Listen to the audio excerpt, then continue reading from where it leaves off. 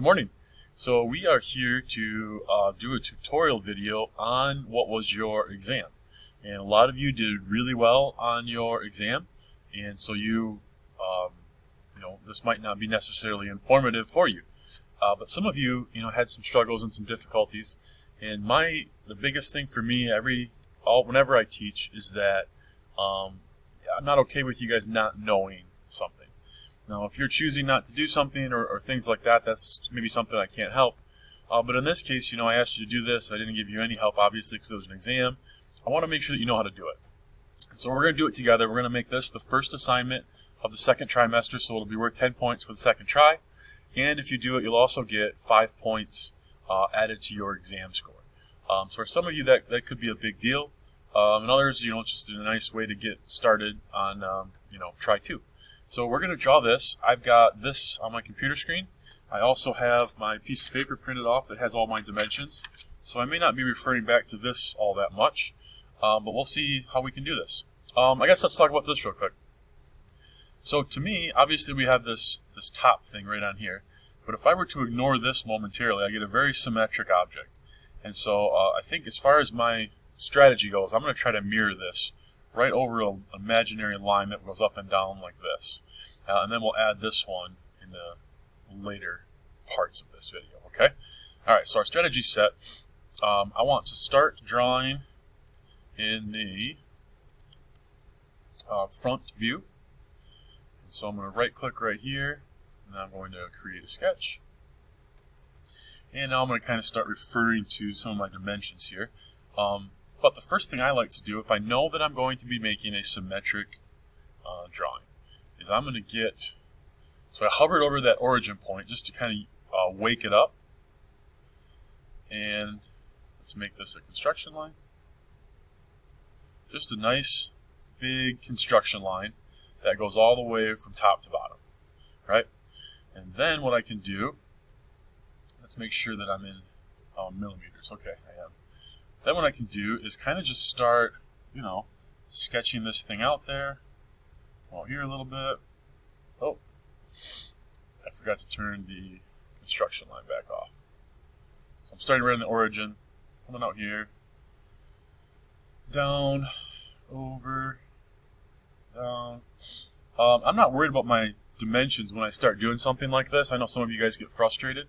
The only thing that I would be worried about in moments like this is that I'm keeping it horizontal and vertical. I wouldn't care too much about my measurements, but I would care about, making sure that it stays horizontal and vertical. I don't like having to go back and fix that all the time. And you can see there that I kept going until I had this closed off. And now we can start throwing some dimensions on here. So I'm going to grab my dimension tool. And I know that this line is 10. And this line is 10. And then here from, what else? I know that from, dimension from here to here is 45. And from here to here is 12. I'm going to throw some constraints in there. I know that I want this line and this line in the same plane. So I'm going to select, hold down Shift, select again, and say I want you guys to be collinear. Alright, so they're stuck together.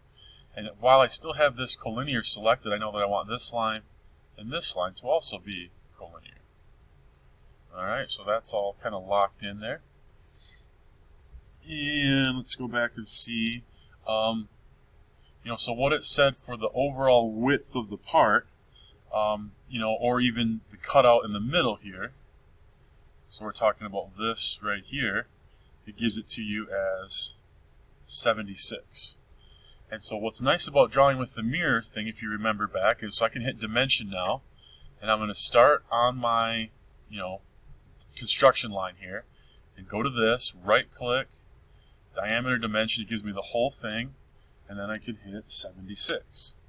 Alright, so I'm starting to get things locked in, which is pretty nice on this.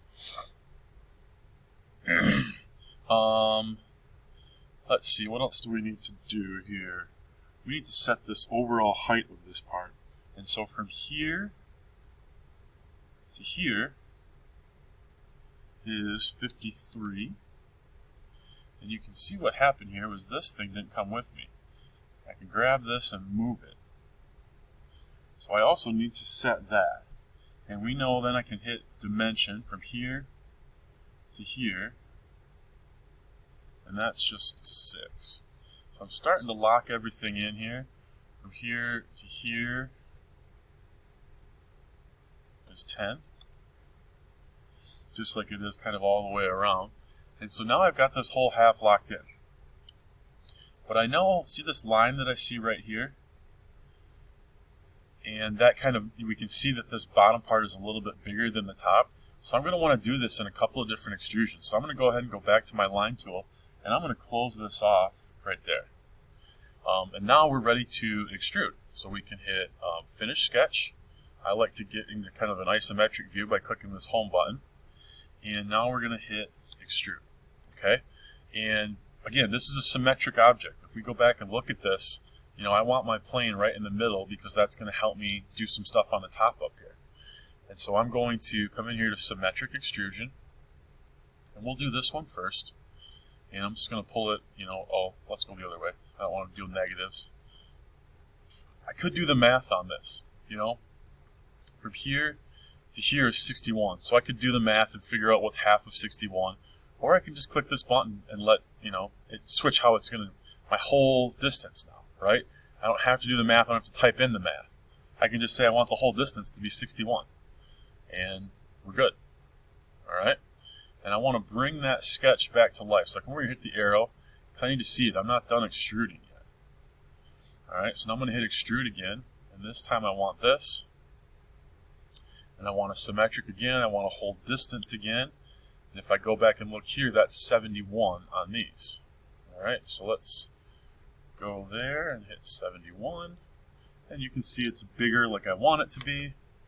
And join, everything's perfect there. I can hit OK. And I've got half of this part constructed now. All right, so then all I need to do is mirror this. So we go up here to create, mirror. We want to create mirror bodies. Okay. And so we selected everything, our mirror plane. Because we drew it right in the origin, I can use that right there, join, and now I've got my part drawn. All right, and we'll add our final features later. Let's go back and add this kind of wedge on top of this. It says that it's 50 from front to back, 5 here in the front, and its angle is 15 degrees. And it doesn't tell us where it's located on there, so that means that it's centered, right? And so let's go ahead then, and what I want to do now is create a new sketch. And I'm going to use this plane because it's dead center, right?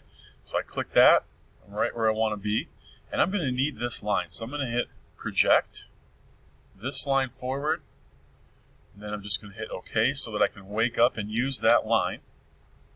And now I hit the L for line, and I'm just going to start sketching. And again, I was careful to make this line and this line vertical. And one other thing I want to do is, even though it's closed, I still want to have a line on the bottom, and I'll show you why here in a second. I want this centered, and so I'm going to say that I want the origin here and the midpoint of this line to be concentric, basically. So let's go ahead and search for a point, and I'm going to create a point right there on the middle line, the midpoint. See that triangle? And so now all I have to do is say, you know, what is that, coincident? Yeah, coincident, sorry, not concentric. So the midpoint and the origin, boom, locked together, okay? Now I can go D, and I can say that I want this to be 5, and I want here to be 50. And now, as far as the angle goes, if I try to go to here, it looks weird. That doesn't work. So I can actually go and hit dimension, and instead of going right to this point, I can use this line down here for my angle. Push that out there, and that's at 15 degrees. And now my wedge is all set. So I can hit finish, home, extrude, and you guys are probably catching on to this by now that I want to symmetric this, whole distance, and let's check what that is. So that's 60. From there to there. So now my whole distance 60, and now that wedge is in place up there on the top. All right, and then lastly, what we want to do is draw this circle, right? And basically what we have is a point that is 25 millimeters down from the top and 30 in from the side, right? And that's supposed to be 50 along there. So basically what that's telling us is that this should be dead center of this top object. That's what the goal is here. And so I'm going to show you guys kind of a cheater way that I like to find the center of something. There's a lot of ways to do it, but anyway, we're going to create a sketch. This is one way to do it. I want it right on this face, right? Okay. I zoomed in there a little too much. And what we want to do is I'm going to hit line and construction. And I just go corner to corner, corner to corner. All right. And I'm going to turn that off now. And now all I got to do is draw a couple of circles there. All right. And let's get back in here in dimensional. So our outside diameter is 40. Our inside diameter is 20. So D, 40, 20, and that sketch is done. Let's get our angle. We're going to extrude that, so I only need this one right now. All right? And let's go check that out. That goes up 25. And I happened to get lucky and just accidentally drag it to 25. If you didn't get as lucky as I did, just type 25 in there, hit OK. And now we've got that part done. So now it's just a matter of kind of finishing things off. And we're going to do that with the fillet tool here. So let's start with, there we go, a radius of 15. I'll zoom into this one to add these. So this outside radius here on these two is 15. So fillet, we want this line and this line, so you can see what I'm doing. And we want that 15 and enter. All right. Let's flip around to the bottom, and we want to fill it again, differently this time. This one and this one, and that is 6. And so those are now complete. I've got to add these little fillets right here, and those are at 10 millimeters.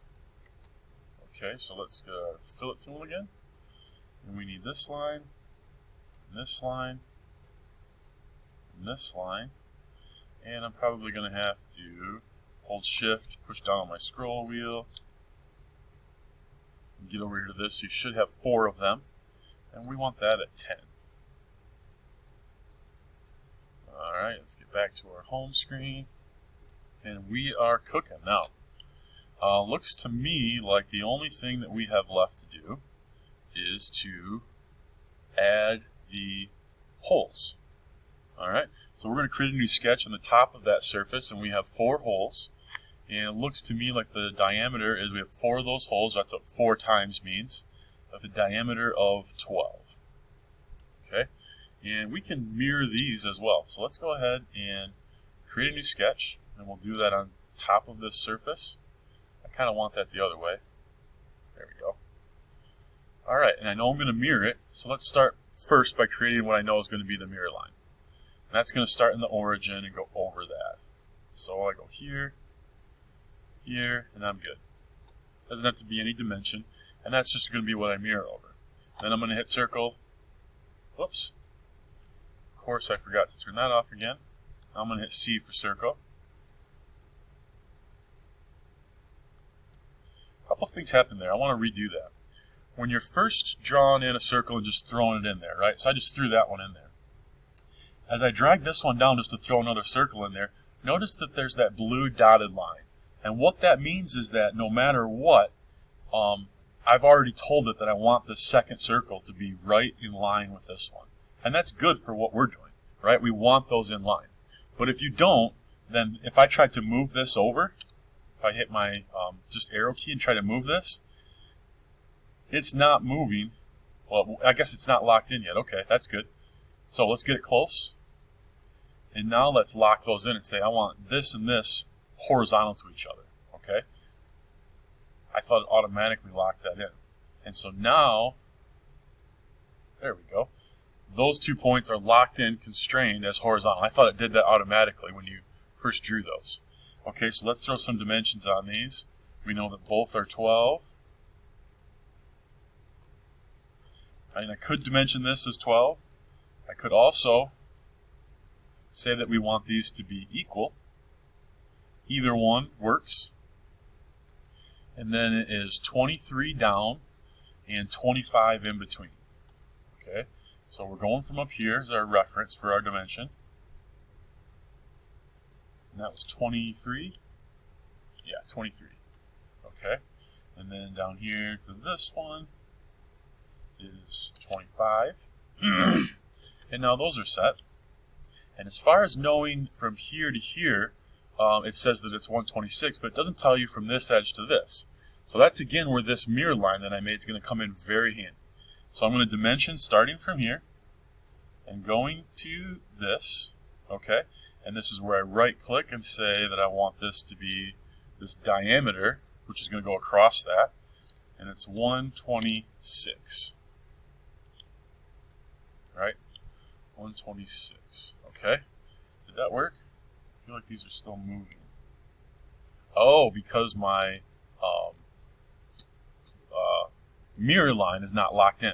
So let's do that. So let's make this and this coincident. Now I'm locked in with my 126 centered on that origin. There we go. And you see those turn black. That is exactly what we want. And now while in this sketch, we're going to mirror these lines. You can mirror them in the sketch or when they are features. So objects, I want this one and this one. Mirror line, our construction line. Okay, finish sketch, isometric, click E on the keyboard. I want this one, this one, this one. Hold down Shift on the keyboard, press in the scroll wheel to orbit it around, and get my last one, and I want all of those to be cut all the way through. All right, and we're cutting it one side, bada bing, bada boom. Hit our home key. And there is our drawing. So let's just check some things. I want to get rid of the origin for a moment. I want to right click and bring up properties. And this is the exact number that I graded on for the exam. So this is kind of your answer key. And I will attach this to this assignment now since we're not doing it as an exam. And so I'm going to take my screenshot and then I will attach that to this assignment so you guys can check your work and get this. Oh, I guess one thing. Let's not forget to assign materials, right? And we did, move my selfie screen there. We did steel alloy. Steel, stainless, not stainless. There's steel, AISI. We're scrolling. This is bad. There we go. Got that. And our appearance, which I messed up like 2 or 3 times yesterday, called it steel stain. It's actually, come on, steel satin right there. Alright, so now let's close all this. Let's bring our properties back to life. And now we got everything exactly how we need it to turn this in. Alright, thanks.